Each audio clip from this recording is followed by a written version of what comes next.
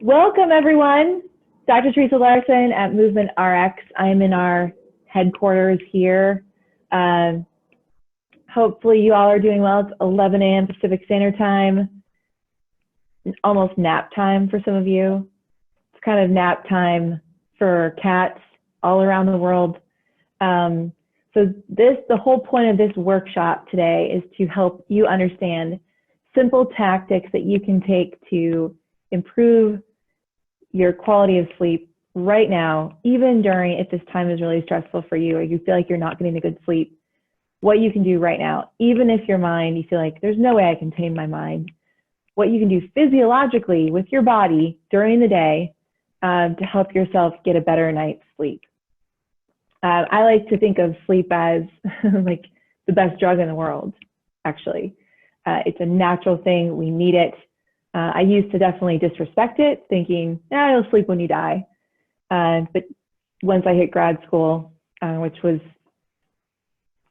9 years ago, that I was kind of slapped in the face with that concept. So today, what I want to talk about is a couple facts, give you something to think about to start, a couple facts, and then go into 6 steps that you can take. And these steps will be, we have a blog that will be attached to this, and any member of our online programs will have access to this full video as well as the content here. Any content that we teach each week is actually in our member area that you can have access to. So last week we did a home body ergonomics course, and it was super helpful. As janky as it can be, like how do you set up your environment right now during this pandemic to help your body stay healthy and aligned versus falling into the forward shoulder, forward head, building up chronic pain in the neck and low back that can happen. So without further ado, let's get into sleep because we've got about 15, 20 minutes here together. And at the end, we will definitely be asking, you can ask any questions you want. That's what this is for. So one of the quotes I like to start you off with is, no matter where you're at right now, it is true, research shows this, that your body and mind can create calm through stillness and quiet. And you want to be able to create calm during your day, as well as especially before bed. Like how do you do that so that your mind can shut down and your body can shut down enough to get an actual restful sleep?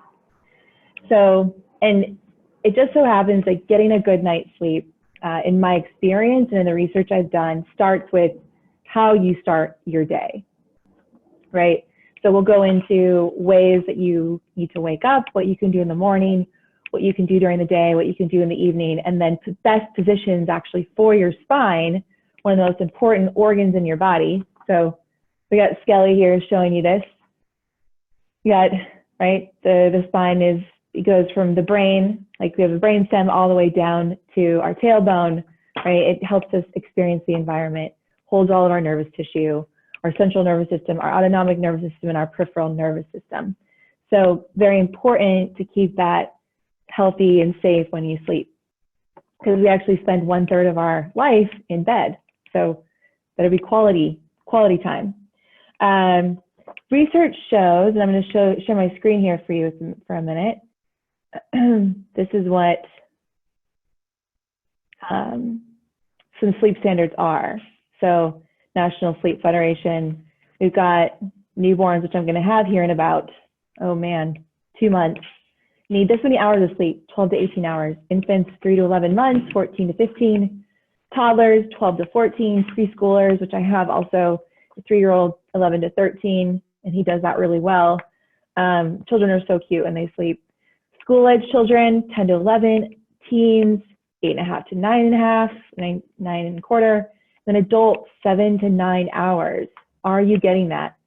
So that is on average. And that's like kind of non-negotiable.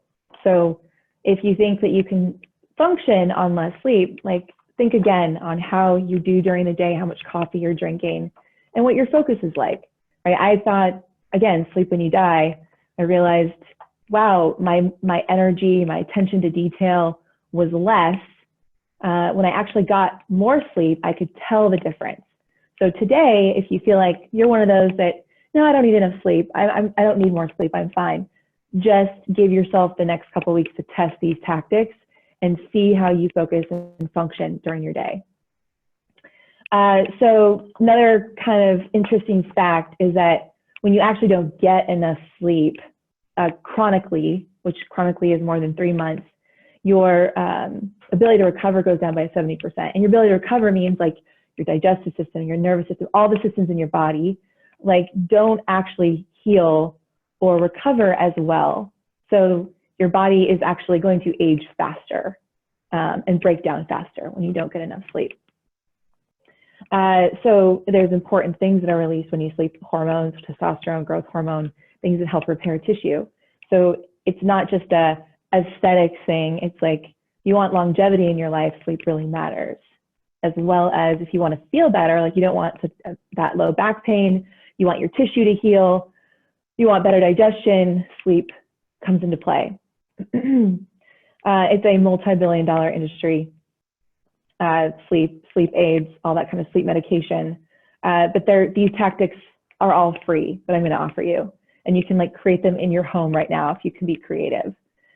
So the key is, when it comes to my experience, my training, and what I know about body position, what I'm going to teach you today is how to create the space in your mind and create breaks in the day and boundaries. So when you are ready to go to bed, your body is and mind is ready, no matter what has gone on during the day. So there's 6 steps. All right. And the first step is you want to kickstart your morning with morning light. This will help kind of kickstart your circadian rhythm for the day. So by morning light, there's a few hours after the sun comes up that emits, where there's blue light, you get blue light exposure. Now we get blue lights from screens, artificial blue lights from screens, which keep us awake, but this blue light in the morning actually helps kickstart our circadian rhythm. So when you're outside, so when you first wake up, let's say 6:30, 6:30, 7, go outside, maybe some of you earlier, but when the sun comes up, go outside and spend a little bit of time, even if it's with your family or kids, or you're drinking your coffee then, with no filter around your eyes, no eyeglasses or anything like that, or looking through a window, but like naked eyeballs on this morning light. Just experience it. It's very soothing on the nervous system, very healthy. And what that does is it kickstarts a proper circadian rhythm. So cortisol starts to increase, which is natural in the morning, but it kind of kickstarts that in a healthy way versus phone, unnatural blue light, or television, right? Or not being outside, the unnatural light that we get for being inside.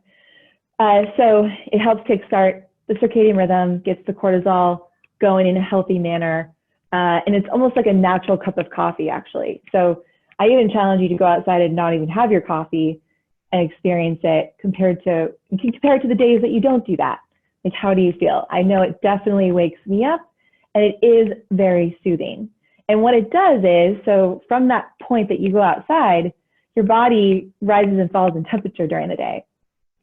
So your body temperature actually takes a couple dips 1 to 8 hours after you wake up. So for example, when you wake up, you're gonna have a rise in cortisol, and then around like 11, 12 o'clock, you're gonna have a dip in temperature. And that's when you're gonna probably start to get tired too. And then you're gonna have a rise in temperature, and then right before bed, you're gonna have a dip in temperature.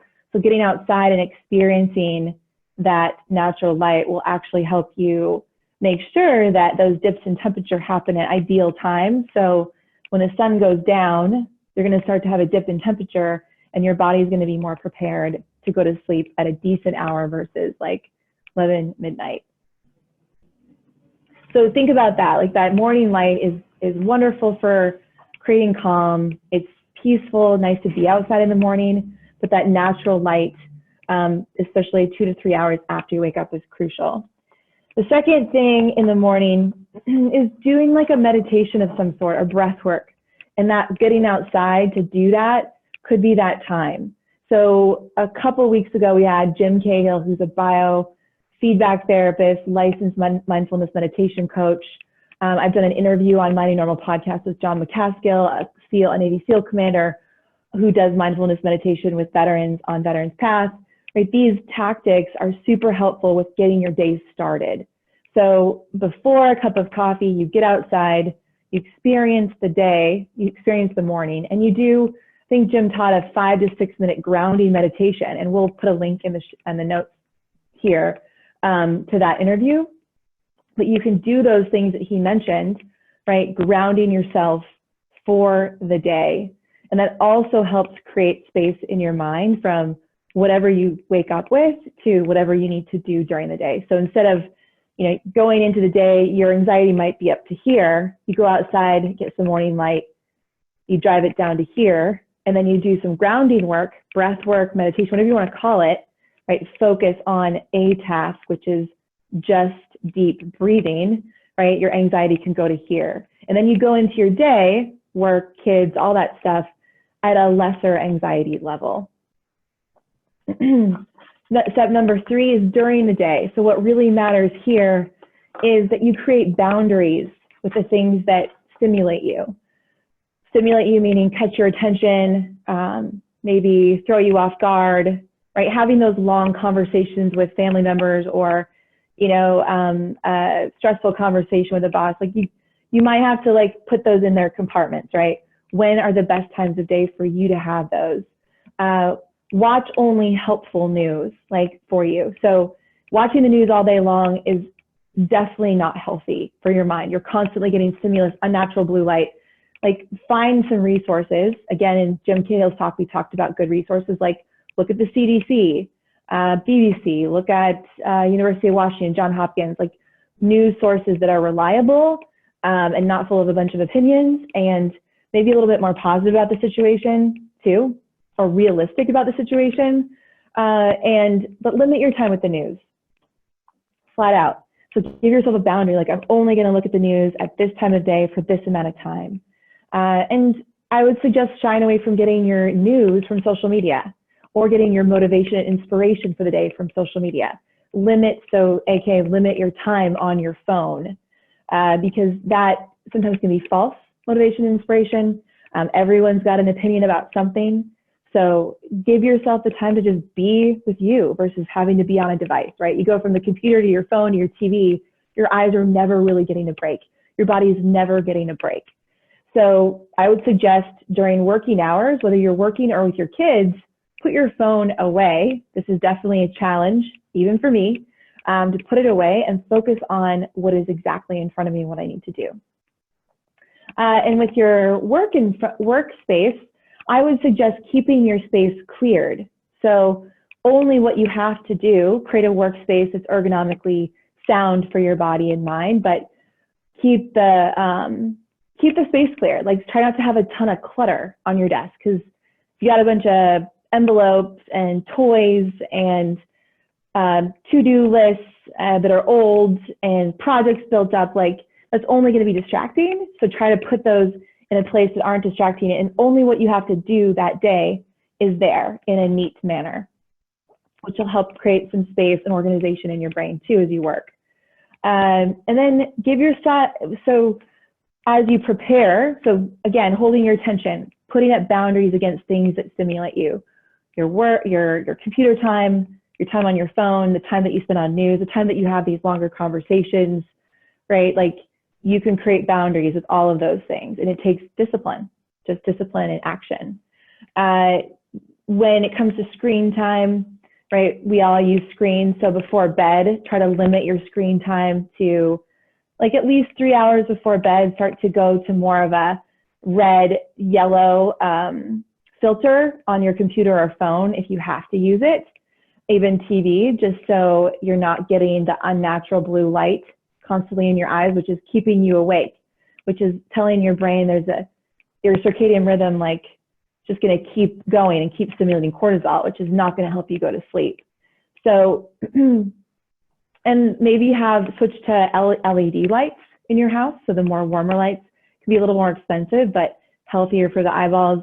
Light some candles, keep the music lower, keep the amount of stimulus, so sound, light, stimulus, less at night. So your body can actually, your physiology can actually wind down. Because as much as you, maybe if you're alone, maybe you want those things to distract you, they don't help you feel ready for bed.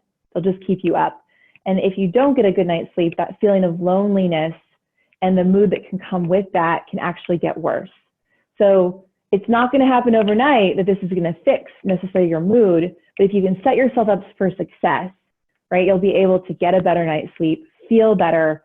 The issue of whatever you're feeling because of what you're in, your current situation, will actually be lessened and you'll feel more powerful in it.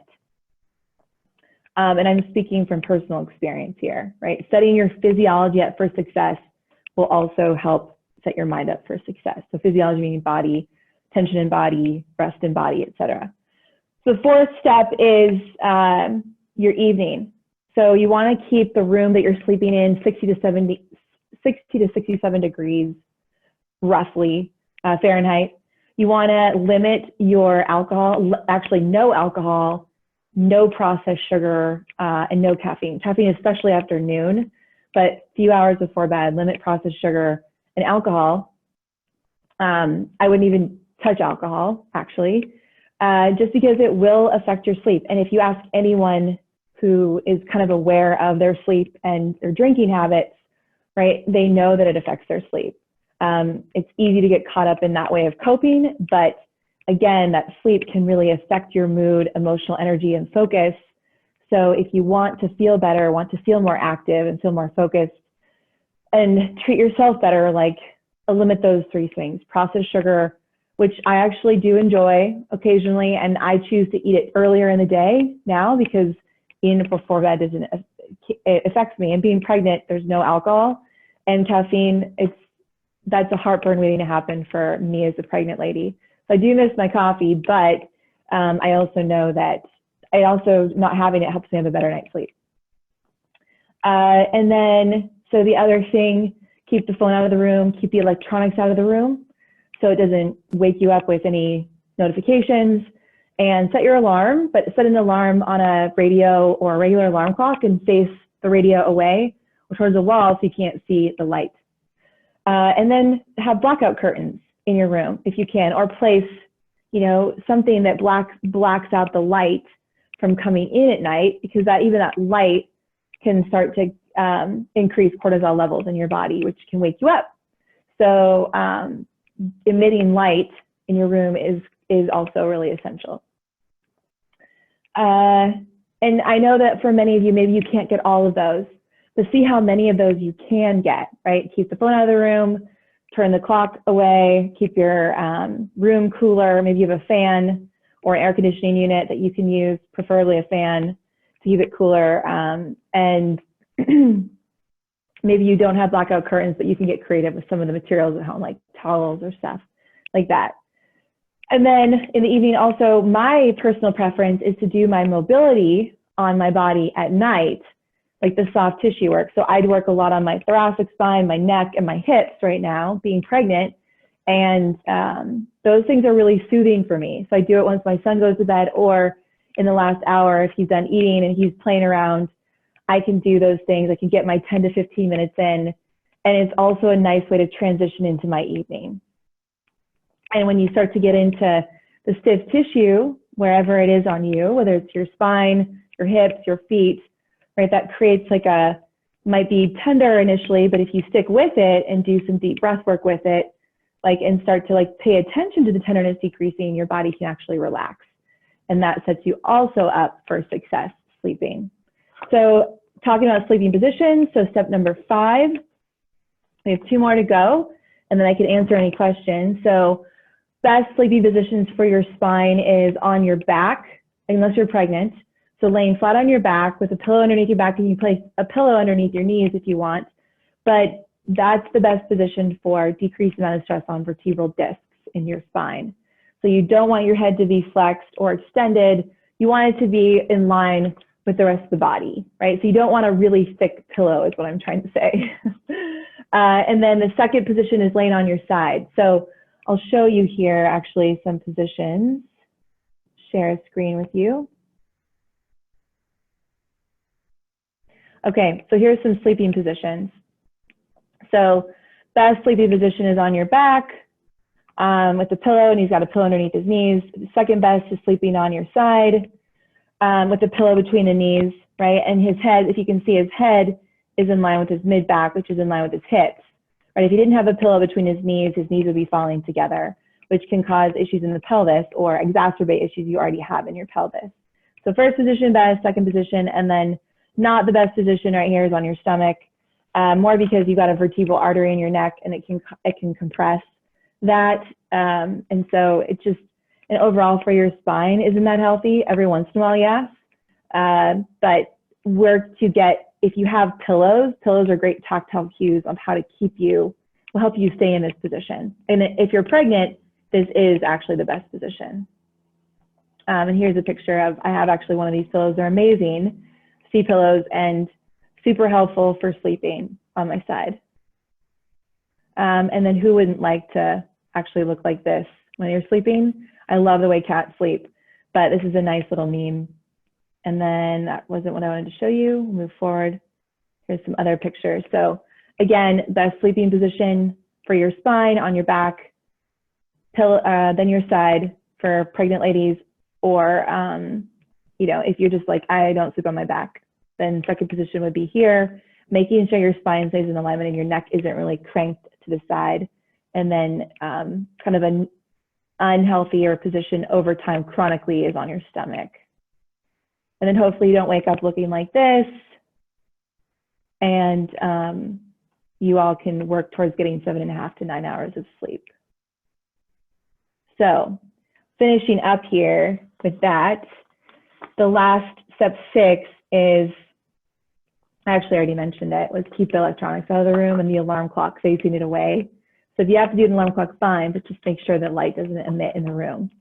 And I mentioned in our post that alternative therapies, things to think about when people come to me and they say they're having trouble sleeping, we make sure we go through these tactics.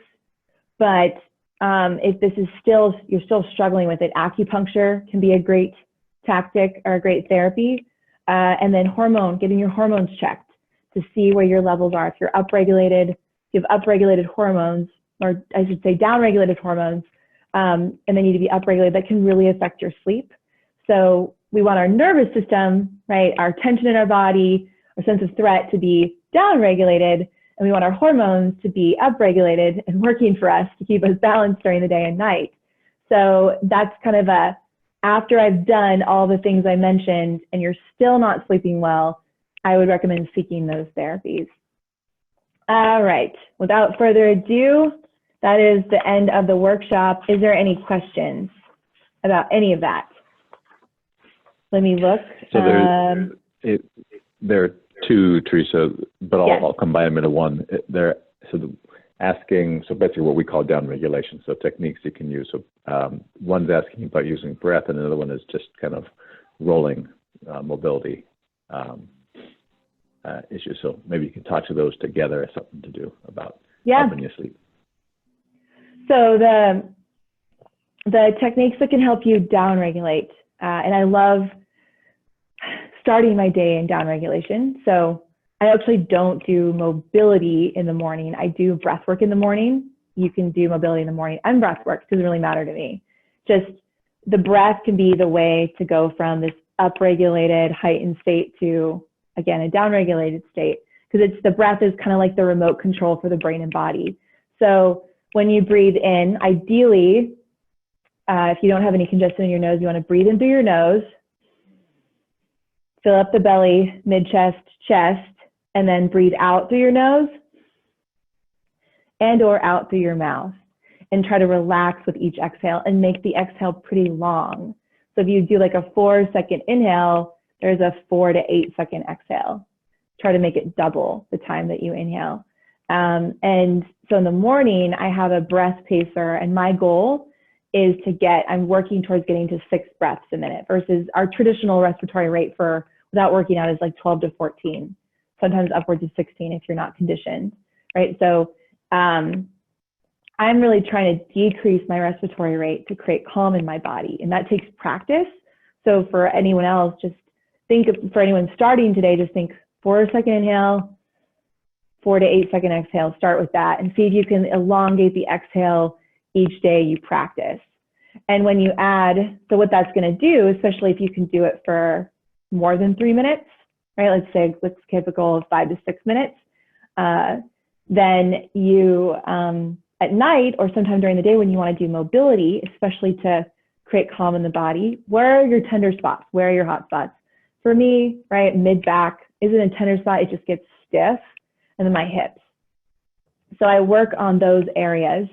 And it just so happens the sympathetic, the autonomic nervous system, like the fight or flight nervous system, is in our mid-back. So just working on my thoracic spine, this rib cage area in the back, is super helpful. So I take a peanut, right, and I roll down my spine nice and slowly, doing the 4-second inhale and 4 to 8-second exhale. And just sometimes laying on it and breathing for a minute or two, going to the next segment to stiff, and work my way down my spine. I'll spend 10 minutes on my spine and then a good 5 to 10 minutes on my hips. Just, again, not even having to move a ton, right, but just breathing on it. So hopefully that helps with that question. So any soft tissue work, especially if it's, you're respectful of the fact that this isn't like, oh my gosh, this is so painful, this is awesome, but you take it as like, okay, this tissue is painful or tender, and I'm trying to spend the time that I need to take to decrease tension there. That will really help versus thinking, I only have to do this for 30 seconds or 2 minutes and that's it. No, do it until it starts to actually feel better and give. You might spend 10 minutes on one area. That's okay. Any other questions? That looks like it's it for now. Okay. All right, everyone. Thank you. We will be posting this blog eventually, and appreciate your time today, and we will see you next week for a new topic. Until next time, get a good night's rest.